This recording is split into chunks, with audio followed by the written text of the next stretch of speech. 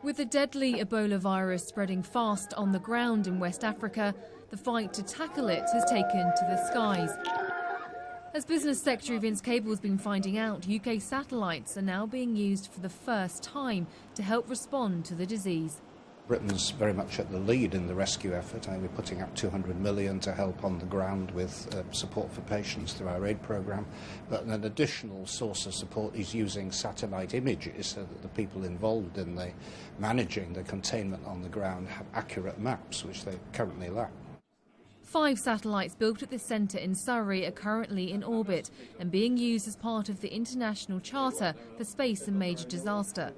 They'll be able to focus in on the epidemic in Sierra Leone, for example, pinpointing areas which have been infected, places where people can get help, and even highlighting the best routes to evacuate people.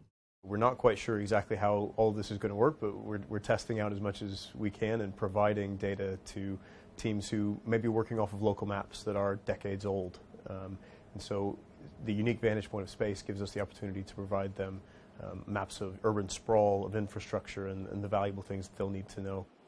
And this is where the work starts, at a specialist assembly unit in Surrey, where they've already built and launched more than 40 satellites into space. Typically they're used for things like flooding, earthquakes, forest fires and so on. This is the first time the Charter has been activated to use satellite imagery to look at the spread and how do we cope with disease. And if this proves successful, satellites could be used more in the future. This is where the satellites are put together, and you have to wear protective clothing to ensure that they're kept free from dust and dirt. Now, this satellite here is one of the next generation and could be used in future disease monitoring and will provide higher resolution and more precise images. Satellites could indeed become the vital tool, providing a clear picture in times of a public health emergency. Charlotte Lomas, Sky News.